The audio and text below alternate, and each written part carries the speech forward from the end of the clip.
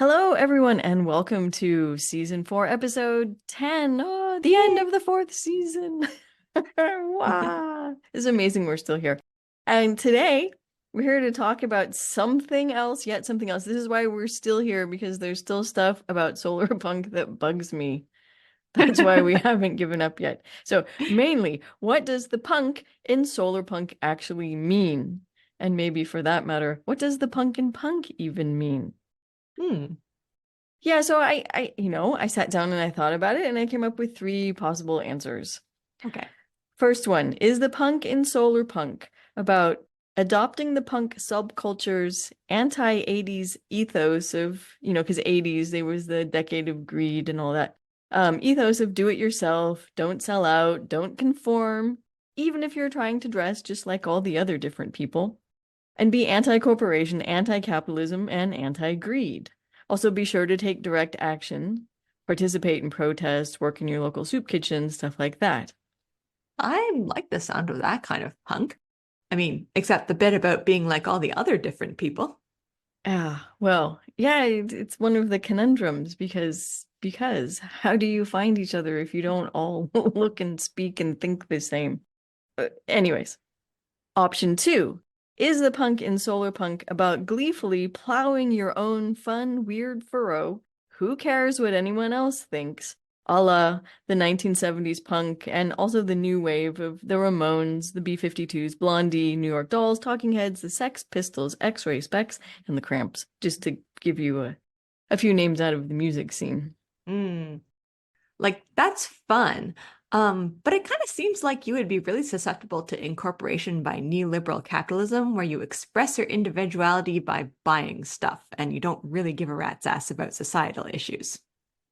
I'm Just not sure. I'm not sure if giving a rat's ass about societal issues actually inoculates you against incorporation by neoliberal capitalism. But Hmm. anyways, option 3 is the solarpunk in solarpunk more akin to the angrier, more violent, more politically engaged, often anarchistic, male-dominated, rule-filled hardcore punk rock that came slightly later via bands like Black Flag, Bad Brains, Crass, Minor Threat, The Dead Kennedys, MDC, DOA, Conflict, and The Exploited. Hmm.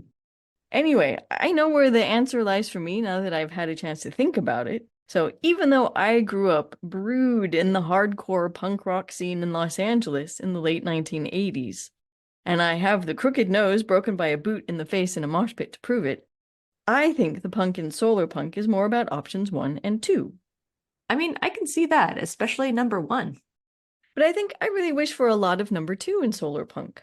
I want solar punks to be creative and dance around and do stuff differently for no other reason than it's fun.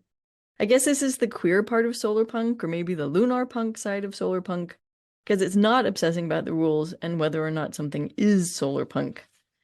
Like this kind of solar punk would never take part in a Twitter mob piling up on someone for having slipped up and done something not very solar punk. Blah. That kind of mob mentality seems like the opposite of what solar punks are supposed to be about to me, which is above all like critical thinking and choosing compassion for fellow beings on this earth, giving the benefit of the doubt, not wasting energy on useless internet fights that tear people down instead of spending energy on building people up. Yeah, but I think this is kind of related to a lot of the vibes I've sensed of that option number 3 in solar punks, and especially the ones who sit more squarely on the anarchist side of the fence than I do. I mean, I love the idea of anarchy in principle, but it's got too many damned rules, and it's kind of weird the way they're enforced. Like those rules are generally made and enforced by dudes or male presenting people, at least in my experience. So that might be part of why it's really weird. Yeah, Um, I mean I can rage about the patriarchy all the time, but I'm not sure I want to paint all male dudes with that brush, but I know what you okay, well, mean. not, like, I suppose not all male Yeah. anarchists. Or not even all anarchists. But I mean I think this is the tricky bit about anarchism is that you have to adhere to a set of concepts and ideas and everybody has to agree on them and you have to have a way of enforcing them without having a state. And so you can end up with a lot of shouting if you're not careful on Twitter Yeah. or in real life. I Yeah, I admit to not being super like knowledgeable about how anarchy actually works. There's a lot of theory that gets tossed around and not a whole lot of, I mean, Yeah, there's also a not lot a, of Molotov cocktails. yes, that Well, too. in the past at least. Yeah, like to Maybe we have stay away something. from that third rail. Yeah, I'd like to stay a safe distance away and watch and, like Yeah. Maybe we should have that actually experience, but not experience the Molotov cocktails part of maybe it. we should actually interview an anarchist rather I than think we blathering should. on. Yeah. Okay. That's what we're I going to think we do, should. everyone. We're going to interview an anarchist and have them Oh no, you explain know all what? of We this should stuff. interview a couple of anarchists, I think. Okay. All Yeah, right. because I feel like there's no one person who can speak for all different kinds of anarchy, and they're probably going to be different flavors of it too. Oh, and So there's we should probably a have a rule couple about people. one person speaking on behalf of everyone else as well. Sorry. But anyways, anyone, all you people out there, if you have a favorite anarchist that you'd like us to interview, drop us a comment. Let us Yeah, know who we should interview to talk about anarchism and solar punk. yes. Okay, getting back to the topic at hand. Where was I? You were Oh, speaking of right. experience. Yeah, I was talking about that, and I wanted to talk about my first encounter with punk and experiencing that because it was with punk rock. Like I experienced bands like Avril Lavigne and Good Charlotte and Sum 41, Blink-182, and Green Day. Oh, you are making me cry. I know it's all like punk light, but in my defense, I didn't know that in early high school, and I wasn't looking for like hardcore punk stuff either. I was just looking for whatever was popular and I liked, I guess. Also, like the whole teen angst thing just spoke to my soul because I was like 14 and it was very deep.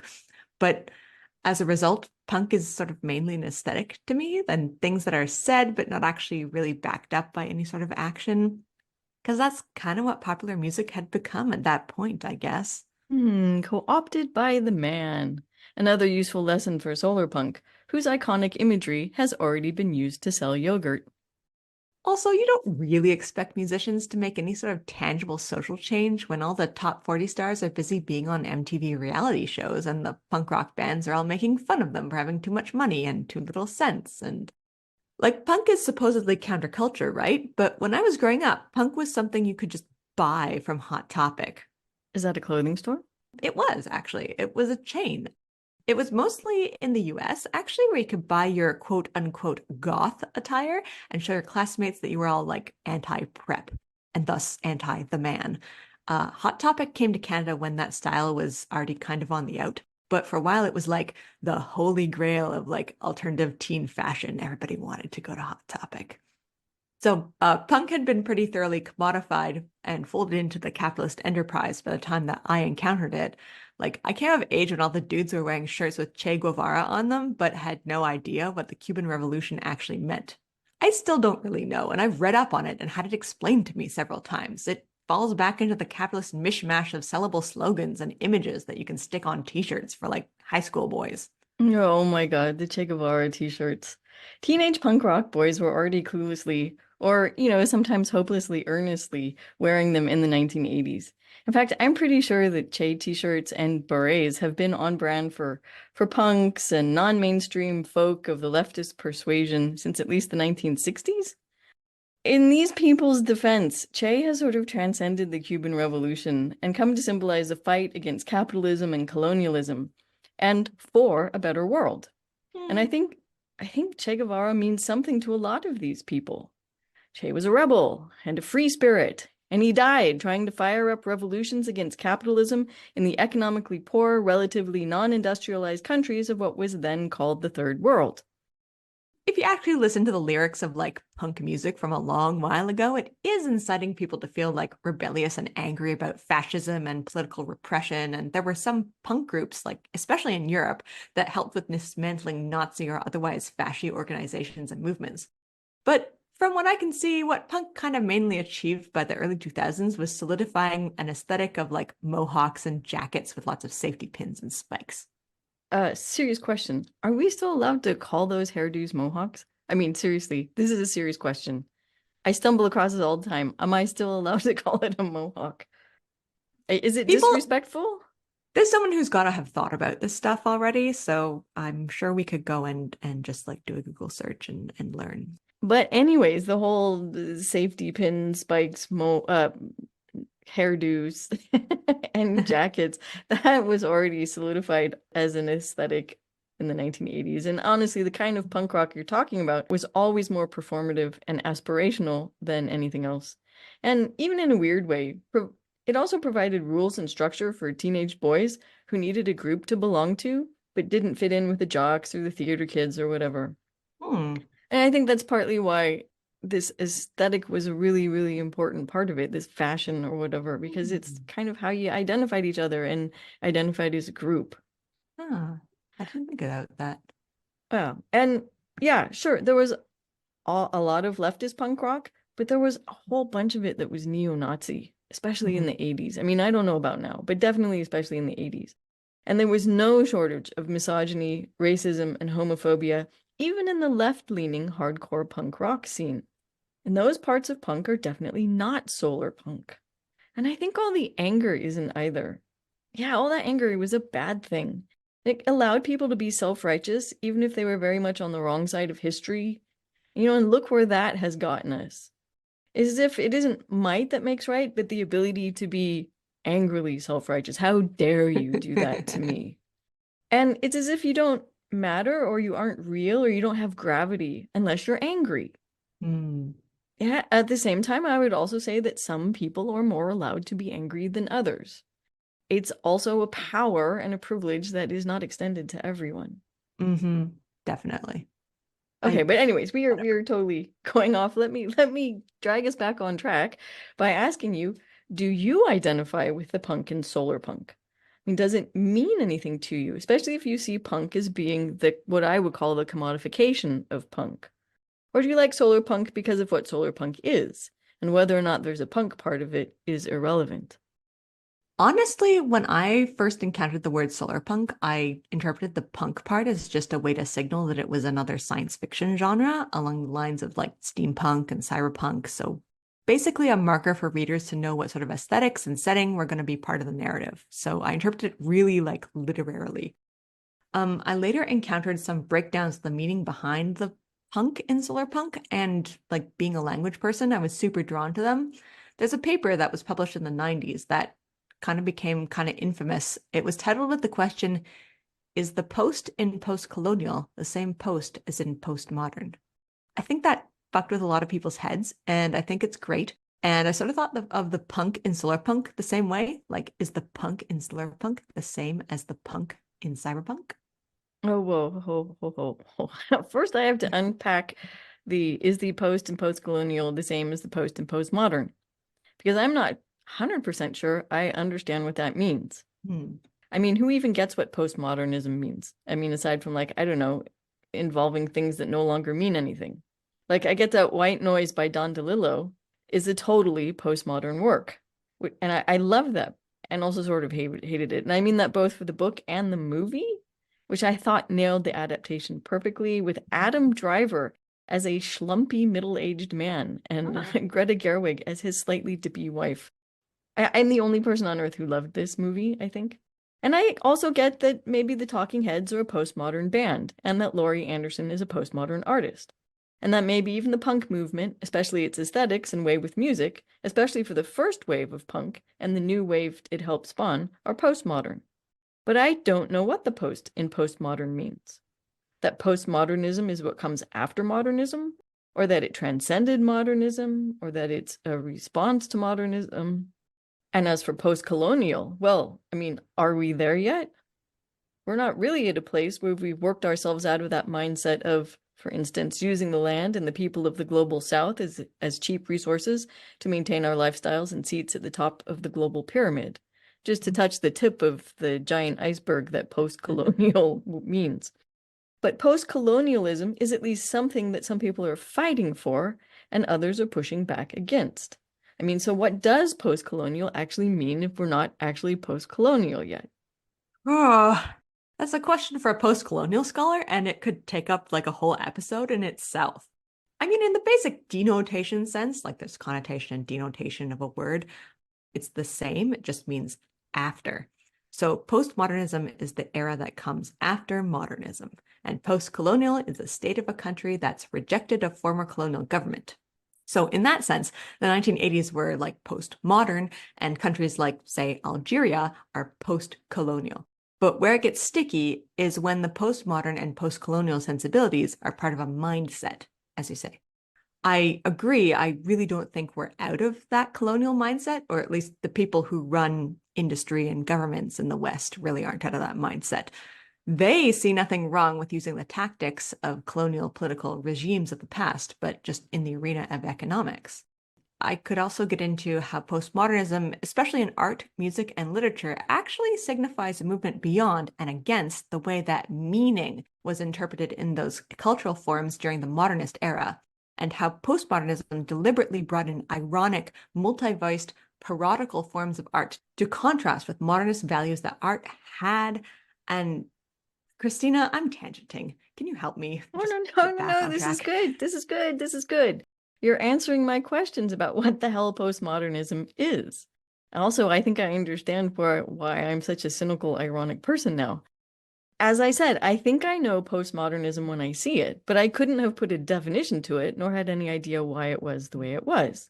Anyway, although I think solarpunk has adopted a lot of the ideals of the punk movement, I'm simultaneously sympathetic to the idea that the punk in solarpunk is also like the punk in steampunk and cyberpunk. That it signifies that it's science fiction, that there's an aesthetic involved, and that we're not swimming in the mainstream here. But why don't you tell me more about what you think the punk in solarpunk means? I'm going to quote a definition that really took me from like thinking, wow, punk is a tired old movement that the aging counterculture clings to beyond its time, and the current iteration is basically meaningless. Ow, And ow, ow, ow. it took me from that to, maybe it's actually relevant. And sorry, I was kind of an opinionated jerk when I was younger. No, no, it only hurts because it's not entirely untrue. But sorry, but I think of the aging counterculture as being hippies, so Well, and I think of it as being Gen Xers. So I'm just gonna whimper in the corner here. sorry. Yeah, except I can't reach my cane here. Okay, so our listeners might be familiar with a Solarpunk manifesto, which actually states that, quote, the punk in Solarpunk is about rebellion, counterculture, and post-capitalism, decolonialism, and enthusiasm. It's about going in a different direction than the mainstream, which is increasingly going in a scary direction, unquote. So, like the whole rebellion, counterculture, post-capitalism, decolonialism, that all kind of jives with the traditional punk ethos, like you were saying earlier, like that very first one. The enthusiasm bit to me is a bit of an addition. Yeah. I don't mean to say that punks weren't enthusiastic back in the 80s, but it kind of seems like it was like a negative enthusiasm, whereas this to me reads as an enthusiasm for like positive things. You have to also remember that back in the 80s, we were expecting nuclear annihilation any day now, right? So it Oh, was kind of yeah. hard to have positive enthusiasm. Like, what kind of a schmuck would you be if you were optimistic about the future? Anyways, I totally buy the negative enthusiasm, or maybe a sort of bitter idealism. The sort of thing that you have if you're an idealistic realist, or maybe that's a realistic idealist. Anyway, Mhm. someone who could see just how good things could be if we didn't keep doing all the selfish, bad, disorganized, greedy things that we do. That being said, the punks I knew back in the 80s, mainly being high school students, were just trying to figure out who they were and how they fit into a world that didn't seem all excited to see them. I don't even think negative enthusiasm applied to them, more like alienation or even resignation. Fair. The sentence right before that one, though, in a manifesto states that, quote, at its core, solarpunk is a vision of a future that embodies the best of what humanity can achieve, a post-scarcity, post-hierarchy, post-capitalistic world where humanity sees itself as part of nature and clean energy replaces fossil fuels, unquote. So that seems to be putting punk into a space of generativity and even, dare I say, optimism. Sitting here in Europe right now with the far right growing like a rash and the specter of war with Russia looming, especially if a certain orange-faced cretin ends up being reelected to the presidency of the United States of America, and sniping, infighting, short-sightedness, and disorganization hindering the transition to green energy, I have to say that this sounds like hopelessly, pathetically naive optimism. Maybe that's the 80s child in me speaking, but we're at the beginning of a fight for the basic survival of democracy. And then again, maybe we need a bit of stratospheric optimism on this front. Well, I mean, the quote goes, shoot for the moon and you'll land among the stars. Like, I guess. So, Because you missed? yeah, exactly. Well, even if you miss the moon, then you land among the stars. So even if you don't get the most ideal thing, you still get things that are good, is Yeah, basically I what it's suppose trying to unless say. you're on this spaceship that isn't, outfitted for a journey to the stars, I then you're don't in think deep it's supposed to trouble. be that literal, Oh. Christina. And It's a also metaphor, really like okay? if you aim for the moon and you miss, you really need to be talking to your math people. Houston, we have a problem. Did you forget to convert the inches into meters again? I mean, things are looking pretty grim here too, like politically and socially and all kinds of stuff that I'm not going to get into right now. Back to the manifesto, because a little Okay. later on, there's a line about how, quote, our future must involve repurposing and creating new things from what we already have, unquote. And that, to me, speaks to an ability to sort of look around at where we are in society and like all those bad things that are happening, and not just focus on those bad things, but choose instead to look at what exists as potential for a solar punk and thus better future and sort of a better present as well. I think this is a super cool solar punk idea in general that you can start right now with what you have at hand. And that kind of applies for everything. So, what impressed me about Solarpunk originally was how it sees the world the way that it is, like the bad and the good. It doesn't just reject society wholesale and throw the baby out with the bathwater and be like, okay, we need to start from scratch. That's why Solarpunk's emphasis on positivity can also be kind of punk to me, honestly. Like, I grew up as Web 2.0 was kind of forming, and the zeitgeist on there was very much that earnestness and being like super into something was not cool at all. Maybe that's because that was like the overall teen feeling at the time, but it feels kind of like almost everywhere I looked in society, people were being sarcastic and cynical because being genuine also meant being vulnerable and opening yourself to attack. Sarcastic and cynical? Guilty as charged. I also love irony and absurdity. But I don't think that's because I'm afraid of being genuine or vulnerable. I think it's just because a frighteningly large number of people are intentionally stupid and willfully uneducated and mean. I mean, look at the political scene and the culture wars in the US right now, or really anywhere right now, and tell me I'm wrong. Being sarcastic, ironic, and cynical is being both humorous and realistic about it. And it Mm. totally beats self-soothing via conspiracy theories or hemorrhaging all your money to the wellness industry. Mm. Oh, but sorry, there I go being cynical again. Anyway, maybe it's a crutch, but it's kind of fun feeling like you're telling it like it is. And if you think being this way stops people from attacking you, ha, nobody likes a sarcastic cynic, especially if she presents as female. I'm with you on that one. But also, what if all those people who are being mean are being preemptively mean because they think that you're going to be mean to them if they're nice to you? This is sort of a preemptive strike. We do it to them before they do it to us. And that's just kind of become the like way that, or maybe it's changing now, but it was definitely the way that people interacted when I was a teenager. And it was really not nice. I didn't like it at all. To finish my thought though, the punk and solar punk mirrors that sense for me of like not having to be negative out of fear of being attacked. It almost feels like it's counterculture and nonconformist, and to me, it's certainly a lot braver than sarcasm and pointing out all the bad elements of an idea or an event or movie or what have you, because then you're always right and you can never be attacked and your shield is impenetrable. being positive means you have to leave yourself open for that. And so you have to be brave enough to just stick your neck out. Brave or delusional? I mean, Mm. you're making me flashback to the time little punk me got dragged out to an all-night rave in a warehouse in San Francisco, and everyone was on ecstasy and smiling and hugging and kissing each other and making sure everyone stayed sufficiently hydrated. And I was like, oh my God, this is so messed up. All this chemically induced lovey-loviness, get me the hell out of here. Take me someplace where I can get another boot in the face, because maybe that would at least straighten out my nose. Like, okay, when I was a teenager, I would have absolutely agreed with you. But now I don't see that Solarpunk's positivity is necessarily delusional.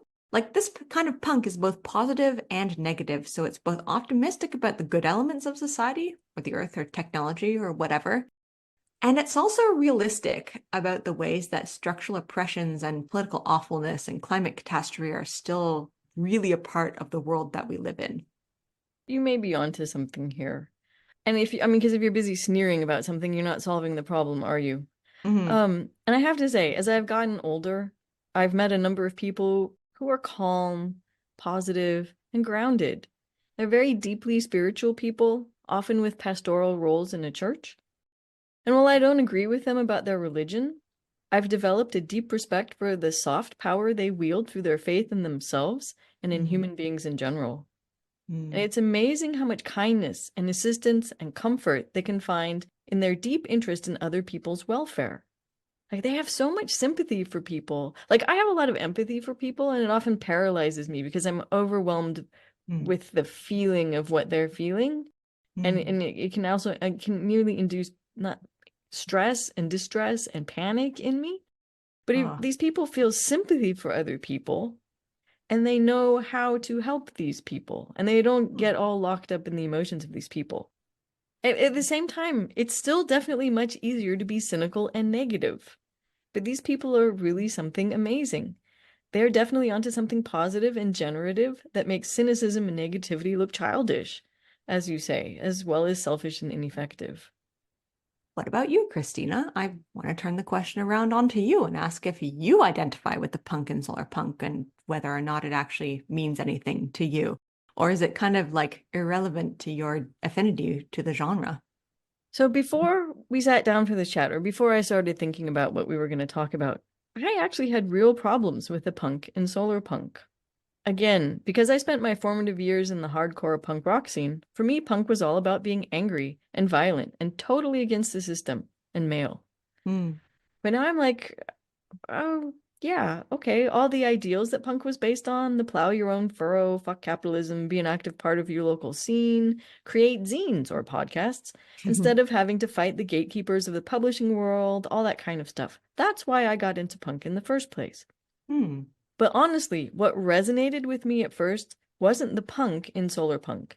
It Hmm. was that Solarpunk said we were going to get people excited about making the changes we need to make to deal with climate change and all the other things that need to be fixed by telling them stories. That's what resonated with me about Solarpunk. And I struggled for a while to reconcile this vision with the anger, violence, and occasional nihilism, not to mention exclusion of women as anything other than playthings, of Yeah. hardcore punk. But now I think I see that the core ideals of punk are very solar punk, and I feel more at peace with that now. Although I have to say, I sometimes find the name solar punk kind of embarrassing. You know, to people who don't have, grown-ups, I should say, to grown-ups who don't have cyberpunk or steampunk on their radar, it just sounds juvenile. And well, punky, as opposed to something serious and considered. Yeah, and the longer I've been in the solarpunk business, weirdly, the less I've been interested in the fictional aspects of it. I like what's happening in real life, and the stories we're telling each other about the projects we're into, the policies we're pushing for, and the communities we're building. It's almost like I've lost interest in having solarpunk visions of the future because I want solarpunk visions of the now. One less that, I mostly just hope solarpunk doesn't get co-opted and commodified the way punk did. Okay, I have a lot of thoughts in Oh, good, response to that. good. But first, now that you mention it, I've also noticed that the longer I've been engaging with Solarpunk, the less interested I am in a fictional future, and I'm really stoked about this nonfiction present or micro future, like in a few months or years kind of thing. My hypothesis, though, about this is that maybe I don't need Solarpunk future visions quite so much anymore, because not only do I know where to go to find them, and it's not hard because they're so popular lately, they're just kind of a part of my imagination now.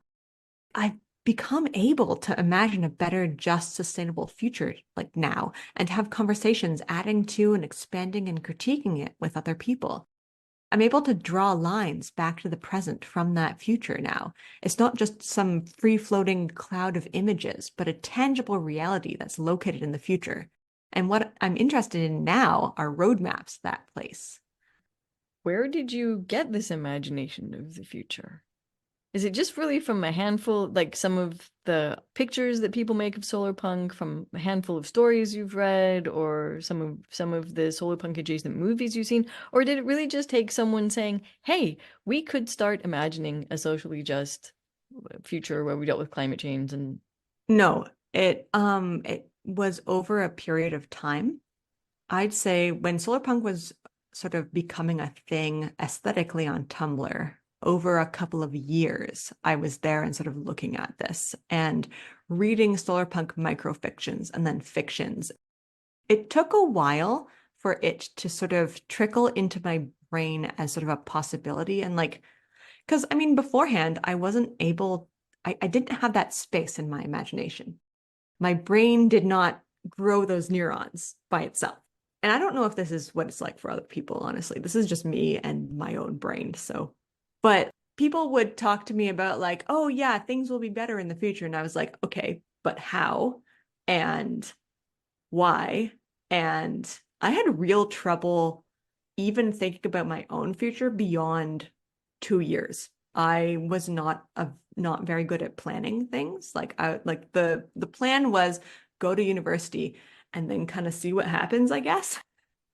I found it very difficult. I'm the kind of person that needs maps, I guess, is what I'm saying. Like I would be absolutely lost going to a new place if I didn't have Google Maps to sort of both visualize it for me and also tell me about it.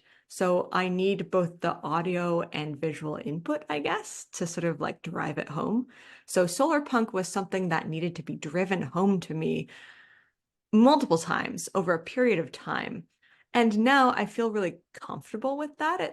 I mean, I still have questions about it for sure because it's an evolving genre, but I feel like I kind of know the shape or the outline of that, the same way that I now sort of know the shape and outline of cyberpunk. still That's I'm still struggling with it a bit because I don't know how much. I'm still like, well, how much of it is kind of hard and anarchistic and how much of it is love and peace and we're all going to work together in the community garden. yeah, and how do those two interact?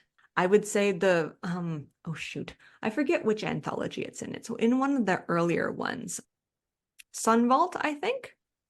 But basically, it is a story that's basically about that. It's got a couple of different communities of quote unquote solar punks.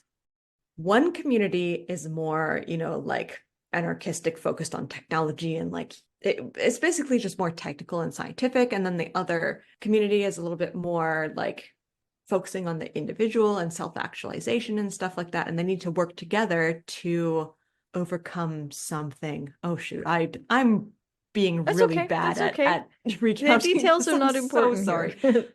But the main principle was that it was these two different flavors of solar punk, and they were coming together and interacting, and the story had them figuring out how to live and solve problems together.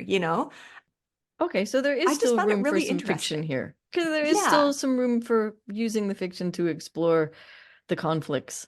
The Yeah, and it conflicts of was solar punk.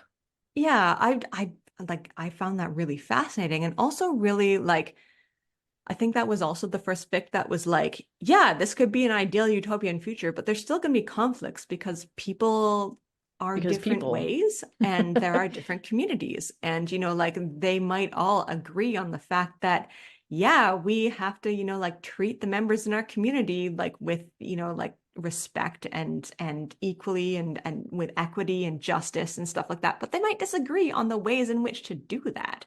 And so that can give rise to Yeah. conflict. Okay, so I think I Yeah. have to retract my statement about not needing the solar punk fiction anymore, because then it is still a useful way to explore the problems that will need to be solved. And I don't just mean how we're going to tackle climate change and all of this, but if you want to set up an alternative if you want to set up alternatives to capitalism and to the kinds of governments that we've had, and how do you do that when you're going to run into all the same problems that led us to selecting to, led us to fall into capitalism and democracy or Yeah. totalitarianism or, whatever? Is Solarpunk going to trip up on those same stumbling blocks and end up going in the same direction? So I think, yeah, that's where the fiction comes in, isn't it? Yeah, and I think that's what's so great about solarpunk fiction and really mostly science fiction and but any fiction really that sort of focus on the future and how people are going to live together. Because doing a large scale experiment on the political proclivities of a large group of people and how they're going to interact with each other maybe wouldn't be totally ethical or possible, Yeah, but but you can do it in fiction, you know? there are actually people who actually study it in small groups of people working on research stations in remote areas. Because when you start sending people to Mars, it becomes, how people deal with each other in enclosed Yeah, spaces but I'm becomes an guessing issue. that people would volunteer to be part of those studies, right? It's not like Yeah, do they yeah, yeah. do they There's just grab there's groups of people and they like stick them no, in a room no, together that's and they're like, against go, you know? no, no, Okay. no. I mean, no, no. When you do any research on groups of people, at least, in places like Canada and the US and Mhm. Europe, then the paperwork that before you can do a study is pretty, I can imagine. yeah, and things Um, have to be approved and, because abuses. Even in the humanities, we have lots of ethics clearances if we're doing interviews with anybody. So, I Oh, can only okay. imagine how much more paperwork there is to do in the Well, it's sciences. important. It's important. I mean, Yeah, it isn't it's even very important. foolproof. It isn't foolproof, but it's good to have different perspectives on these things before someone goes and starts experimenting Yeah. psychologically or otherwise on people. Anyway, I had a thought actually while you were talking about the name Solarpunk, because I also have that internal moment of like cringe Oh when yeah, I'm you talking to email people. someone and you're like, "Can I interview you for our podcast, Solarpunk Presence?" And you think, I'm Yeah. so embarrassed by the On the name." one hand, it's silly, but on the other hand, like there are a lot of silly things that are official words now. And I think that Solarpunk has a lot more cred than say, oh no, I can't think of it. But what was the Oxford English Dictionary's like word of the year was like goblin mode. That's what it was. Oh, but at least Not to people say have heard that of that. goblin mode as a concept is silly, actually, because if you dig into it, there's a lot more underneath the surface. But on the surface, it sounds extremely silly. I've never Um, quite figured out what goblins have to do with goblin mode, but whatever. Obviously, I have my own idea of what goblins I'll are. send you some reading material after this. Okay. Uh, but I try to think of it in the same way as like talking about cyberpunk and steampunk. And I guess as a science fiction scholar, I get a little bit of a pass for saying ridiculous things. Because it's like, well, yes, it might be ridiculous, but there's a lot of people who take this extremely seriously. And this is the best word that we have to describe this. And so it's not a me problem, it's an other people problem. They need to get over it and sort of like get on my level, I guess. Okay. Right. Maybe that's me being judgy again. Or maybe that's just me like whimpering and cringing in the corner.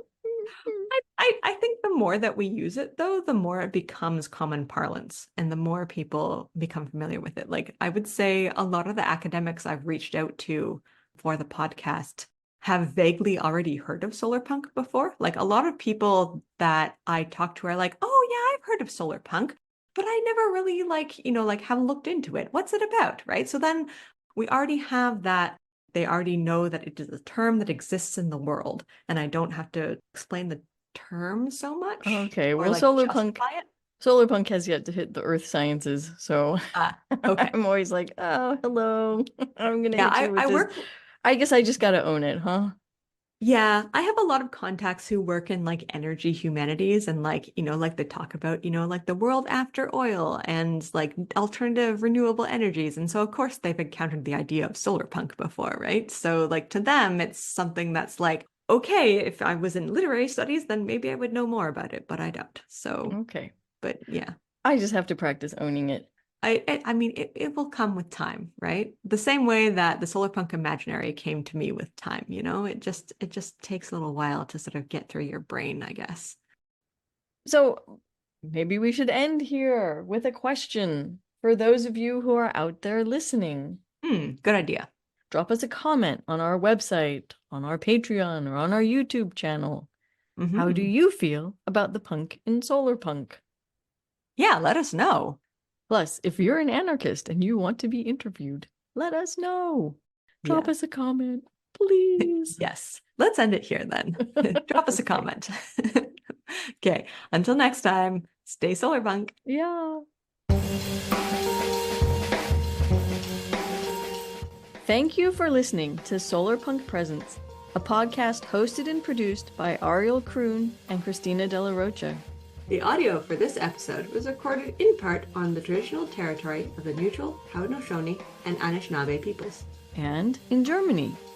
The opening and closing music for this podcast is Water Cooler Gang by Monkey Warhol, available for use under the Creative Commons Attribution 4.0 International License.